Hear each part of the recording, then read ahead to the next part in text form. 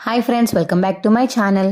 ఇక దీపాకి మరియు జోష్నాకి ఇద్దరికి ఓట్లు సమానంగా రావడంతో ఎవరిని సీఈఓ చేద్దామా అని తికమకలు పడతారు శివన్నారాయణ, దశరథ మరియు కార్తిక్. ఇక అది చూసి సరే అయితే మనకు ఎలాగో బ్రాంచులు చెప్పునున్నాయి కాబట్టి 2 బ్రాంచుల కింద ఒకటి సీఈఓకి 2 కింద చేసి ఇదిగో ఒకటి దీపాకి ఒకటి జోష్నాకి ఇద్దాము.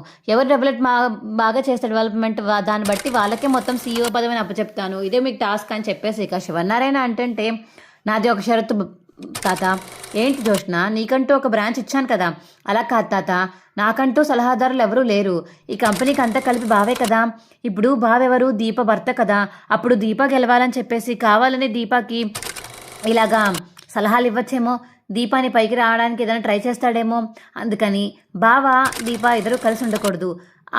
ఇలా సీఈఓ పదవి ఎవరికి ఇచ్చేదాకా దీప బావ ఇద్దరు విడివిడిగా ఉండాలి అని చెప్పేసి ఇక జోష్న అంటుంటే, ఏం మాట్లాడుతున్నావు, ఏమన్నా పిచ్చెక్కి మాట్లాడుతున్నావా అని జోష్న అని ఇక శివన్నారాయణ అంటుంటే, పర్లేదు తాతయ్య గారు, ఇది నాకు ఓకే అమ్మాయి గారు అని చెప్పేసి ఇక దీప అంటుంటే కార్తిక్ అయితే ఒకసారిగా షాక్ అయిపోయి దీపన చూస్తూ ఉండిపోతాడు. నీకు ఓకేనా? నేను ఇతను లేకపోయినా పర్లేదు కదా దీప, నువ్వు నిలబడగలుగుతావు కదా అని చెప్పేసి కార్తిక్ అడుగుతుంటే, అవును బావా నేను నిలబడగలను అని చెప్పేసి ఇక దీప అంటుంది.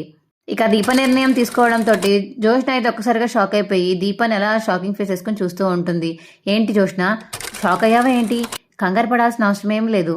నేను బాగా పాల్గొనకపోతే నీకే వస్తుందిలే సీఈఓ సీట్, సో కంగారు పడాల్సిన అవసరం లేదు, నాకు అంత పెద్దగా ఏం తెలియదులే అని చెప్పేసి ఇక దీప అంటుంటే, ఏమి తెలియనట్టు నాటకాలు ఆడుతుంది కదా, దీనికి అన్నీ తెలుసు అని మనసులో అనుకుంటుంది ఇక జోష్న అయితే.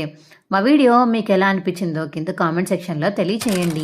మా వీడియో కనుక నచ్చితే మా వీడియోని లైక్ చేసి తప్పకుండా మా ఛానల్ని సబ్స్క్రైబ్ చేసుకుని పక్కనే ఉన్న గంట సింబల్ మీద క్లిక్ చేసి నోటిఫికేషన్స్ ఆల్లో పెట్టుకోండి.